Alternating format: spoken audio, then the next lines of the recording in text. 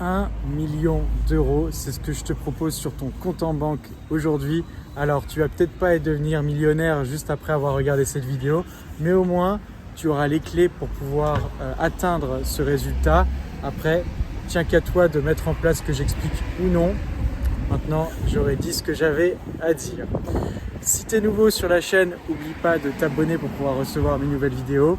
Et puis, comme d'habitude, si tu l'aimes, n'oublie pas de liker, ça m'aide pour l'algorithme YouTube.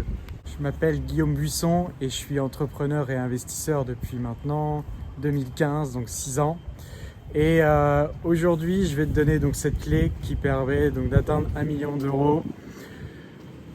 Quel est le point commun entre toutes les personnes qui ont atteint 1 million d'euros? Je te la donne tout de suite, elle est simple et je vais te la détailler un peu plus dans la vidéo, donc regarde bien jusqu'à la fin. Ce qui permet d'atteindre ce résultat-là, c'est de mesurer régulièrement ton taux journalier moyen. Alors pour ceux qui sont consultants, ils savent très bien ce que c'est qu'un taux journalier, c'est finalement combien tu gagnes tous les jours. Quand tu es consultant, tu vends une prestation à ton client, donc tu connais ce taux, tu donnes ton taux horaire, tu donnes ton taux journalier. Mais quand tu es salarié ou que tu as un travail où tu n'es pas en direct avec un client, tu sais peut-être pas forcément cette information-là. Donc la première chose, c'est de te poser tranquillement autour d'un café et de regarder ton salaire. Tu regardes ton salaire mensuel, tu le divises par le nombre du jour du mois et ça va te dire combien tu gagnes par jour. Tu peux le diviser aussi par le nombre d'heures que tu travailles par jour et tu auras du coup combien tu gagnes précisément net par heure. Maintenant qu'on a cette information-là et qu'on est capable de la mesurer, on va suivre son évolution tous les mois et le but du jeu, ça va être de faire en sorte que ce chiffre augmente, que finalement ton taux journalier moyen, il augmente au fil du temps. Et pour faire ça, on va se dire que l'argent, c'est une énergie qui passe à travers un système, d'accord ? Ce concept de l'argent, système, énergie, je l'explique dans mon e-book que tu trouveras dans ma description.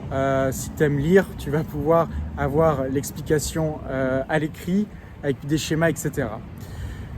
Donc l'argent, un système, ton corps est un système, le système c'est toi, c'est combien tu gagnes. Donc il faut mesurer finalement combien rentre tous les mois, combien tu gagnes et combien tu dépenses. Quelle est la sortie de ce système en chiffres, d'accord? Tu mesures combien tu gagnes et combien tu dépenses tous les mois.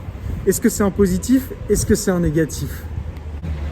Si c'est en positif, bonne nouvelle, ça veut dire qu'il te reste de l'argent à la fin du mois que tu vas pouvoir investir et faire en sorte de développer encore plus tes revenus. Si c'est négatif, alors il faut que tu revoies tes dépenses et que tu allèges tes dépenses. Tu as peut-être des crédits sur le dos, des choses comme ça, ce qu'on appelle des passifs, des dépenses qui te coûtent cher et qui t'empêchent de développer tes revenus. Donc la première des choses, c'est ça, c'est d'analyser tes passifs et de les réduire pour qu'à la fin du mois, tu sois en positif et que tu te mettes à investir. Ce montant-là dont je te parle, que tu mets tous les mois pour investir et pour développer tes revenus, est-ce qu'il augmente au fil du temps? Est-ce que ce chiffre est statique ou est-ce qu'il augmente? Si tu investis correctement et que tu gagnes de plus en plus d'argent, ce chiffre il va mécaniquement augmenter tout seul, tu le verras. Mais si derrière tu ne traces pas les choses, que tu ne mesures pas les choses, tu vas perdre en motivation, tu ne verras pas l'intérêt d'investir. Et comme l'investissement c'est un sacrifice, puisque l'argent que tu mets de côté, que tu ne dépenses pas, finalement ça peut être pris comme un peu une souffrance ou comme une restriction. Si derrière tu n'as pas la motivation, l'état d'esprit pour faire les choses et te motiver tous les mois à réinvestir ces sommes et faire en sorte que ce soit les bons montants que tu mettes légèrement supérieurs au mois précédent, si tu ne fais pas tout ça, tu n'y arriveras pas. Donc la clé pour devenir millionnaire, c'est de savoir combien tu gagnes, combien tu dépenses et de faire en sorte que ton taux journalier augmente, que ce soit à travers ton business d'apporter plus de valeur aux autres et donc d'augmenter tes revenus, que ce soit au niveau de tes dépenses, les réduire, ou que ce soit à travers l'investissement, la diversification de tes revenus. Est-ce que j'augmente mes revenus régulièrement tous les mois? Regardez ce parc comme c'est paisible, comme c'est joli, mignon. Un petit moment pour contempler Et c'est parti, on y retourne. La dernière chose importante, c'est d'être transparent avec toi-même. C'est d'être transparent avec toi-même sur les chiffres et sur ta capacité à atteindre ou pas ce résultat-là. Si tu gagnes 100 000 euros par an, on est d'accord qu'il te faut 10 ans pour pouvoir atteindre 1 million d'euros. Bon, sur ces 100 000 euros par an que tu gagnes, combien tu dépenses? Du coup, combien tu peux mettre de côté? Du coup, combien tu peux mettre dans tes investissements? Si tu prends un crédit et que tu utilises l'effet de levier, ok. Du coup, quel est l'impact? Il faut être factuel, il faut être transparent, il ne faut pas se mentir. Il ne faut pas se dire « Ah ouais, mais peut-être que si je fais ci, je fais ça, on verra dans le futur, ça se trouve, j'investis en tel ou tel crypto, ça va exploser et je vais gagner je ne sais pas combien. » Non, il faut être réaliste. Tu te donnes un taux, par exemple, je sais pas, par exemple, tu t'attends à gagner 5% par an ou 10% par an.